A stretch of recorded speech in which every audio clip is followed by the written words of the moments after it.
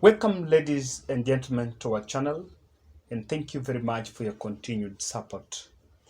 Raila Odinga has been out of the country for 10 days, and he jetted back today, 16th of February. He flew out of Kenya on 4th February, attended a summit in Ethiopia. Then after Ethiopia, Raila flew to India, where he accompanied the daughter Rosemary, who was undergoing eye treatment in India. After that, yesterday, we saw Raila with Raila Odinga Jr. in Dubai. So after the airport, they went and passed through to the Dubai Expo. And it is believed that there was a meeting there between Raila, Uhuru, and Moses Kuria. But after that, I think he did not take more time in Dubai because he was chasing the campaign. So Raila Odinga flew back this morning, 16th of February. Raila is coming back in the backdrop of rumors of cracks within Azimio la Umoja.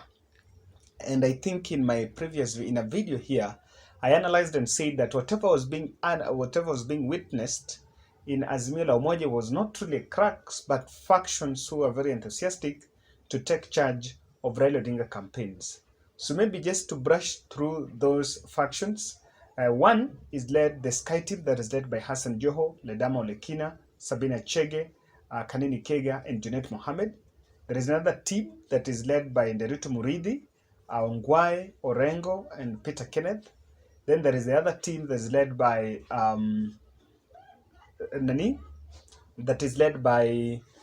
Eugene Wamalwa and Oparanya in the Western Wing.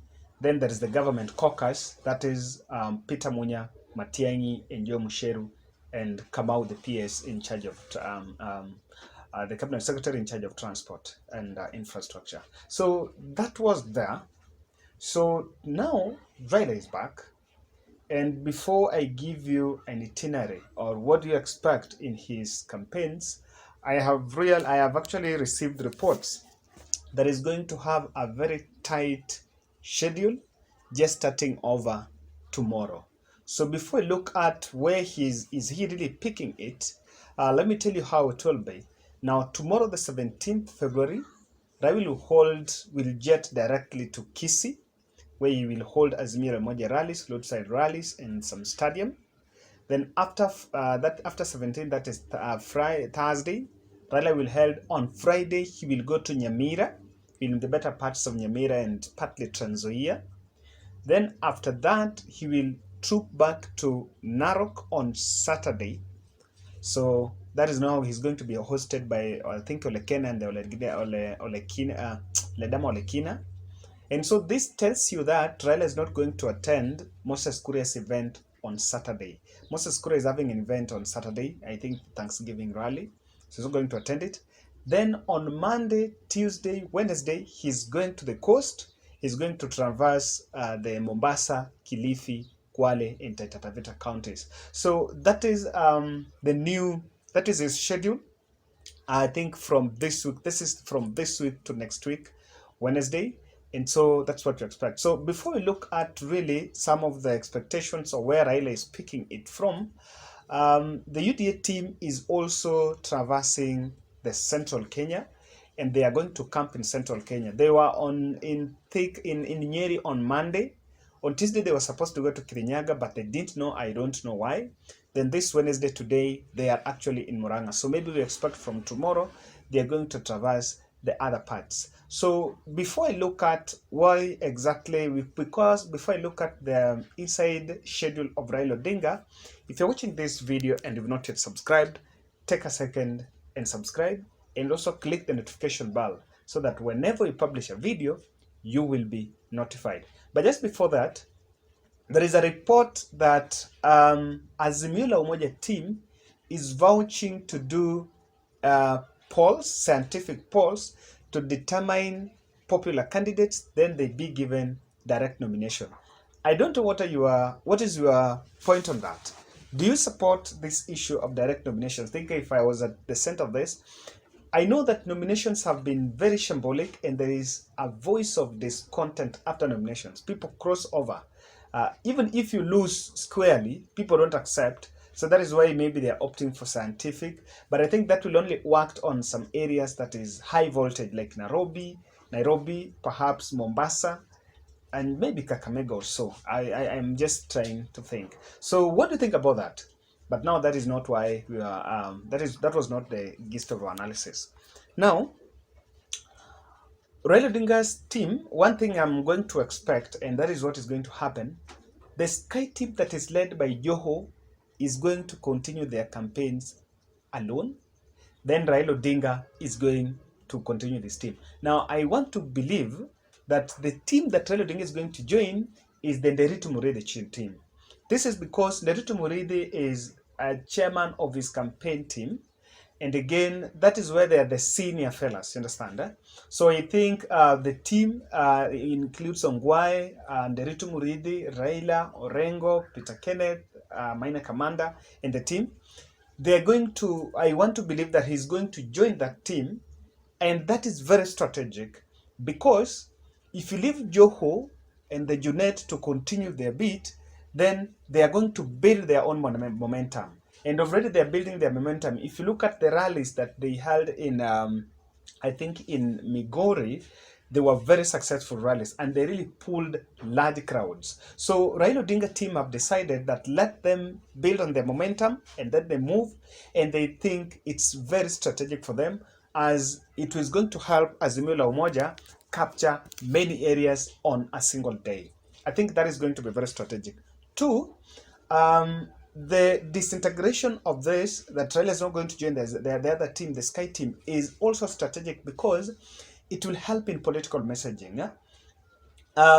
They must coalesce around idea. I think before even the other rally that is going to be held, because I understand the Sky team is heading to Makueni today, if I'm not wrong.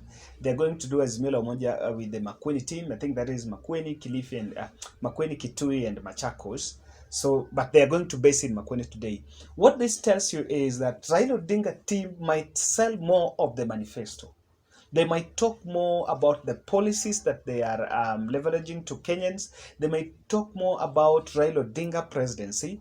Then you leave the other side, the Joho side, to be the direct, to respond to Kenya Kwanza. That is going to be very strategic. I think if the Joho team can thrust and become a very formidable force, then that will be interesting to see how the campaigns are going to play out.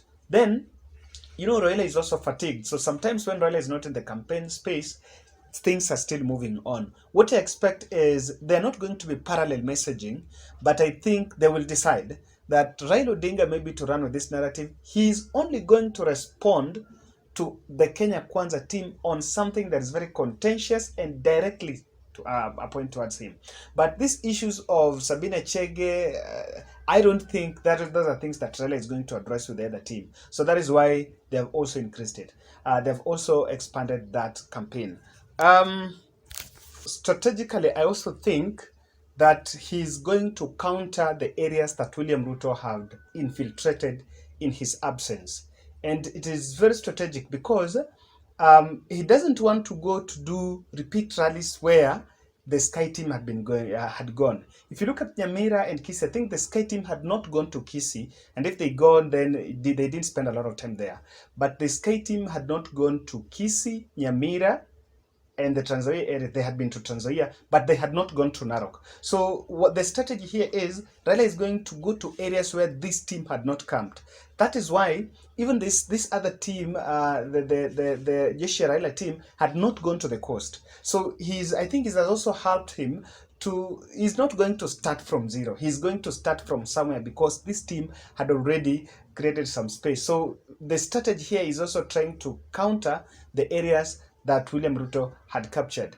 Another strategy that is in his new campaign strategy schedule is to try to create, to campaign outside central Kenya.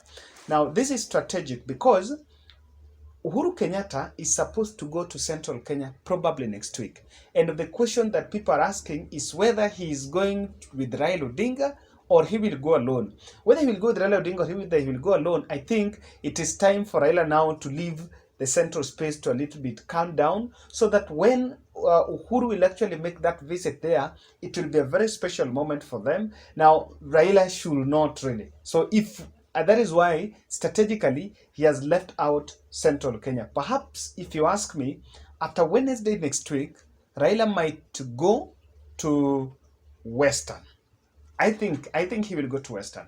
If he will not accompany the president to the coast, to central Kenya, then Raila Odinga will go to Western. Either Western or the northeastern part, because the president has been meeting leaders from the Marsabit, the Isiolo, and there have been some very significant defections from UDA to this other side. So if these defections are joining Azimio, then I think strategically it can be a very good fodder for Raila Odinga to make a tour in those regions. So that is also one of the strategies that is coming out. Now, we are also looking at the rejuvenated manifesto. Now that there are things people have started talking about, what he's trying to offer on board. I think in this phase, he's going to talk more about Raila Odinga, what Raila Odinga stands to do. And this is going to be very, very, very critical, because for him, we were made to understand that the trip to India was also to benchmark on some policies, and especially on the health. So I expect for him to come out and speak about the health, the social protection fund in a more elaborate manner, and maybe if something has been added or removed from it, you're looking out for that. There's some two aspects that I think he is going to pronounce himself on. One is the abolishment of CBC by the Kenya Kwanza team.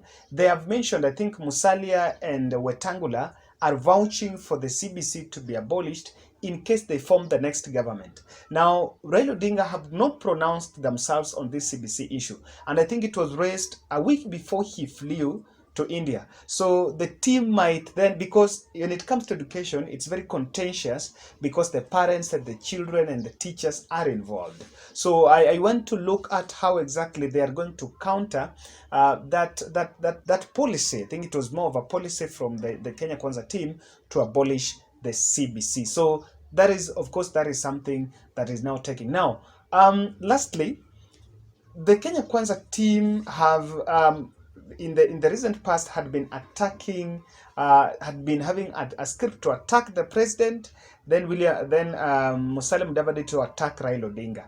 How is it going to play out, guys? So I think we are also looking at how he's going to handle this. Is he coming to defense? Is he coming now to defend the president from these attacks? Or what do you expect? How is he going to wade through this? But I can tell you that today we are in date 16, and between now, the next 9 days are going to be very critical for Raila Odinga, because when he's traversing the country, he's also consolidating and doing mobilization ahead of ODM NDC, ODM Jubilee Party NDC, that is slated to be done on 25th and 26th next month. So guys, I think we also want to see how this is playing out, because the ODM NDC is facing some challenges from an intruder, for lack of a better word, known as Jimmy Wanjigi. What do you think? And I think his tour now is going to be more elaborate, and he's more relaxed. I think the fact that the daughter was sick was also injecting some emotional stress to Raila Odinga. And of course, this, even going now to accompany the daughter and spend time with the family, have now given him fresh air, and he's ready to hit the campaign trail. So you can also tell us, what do you think of his tight schedule?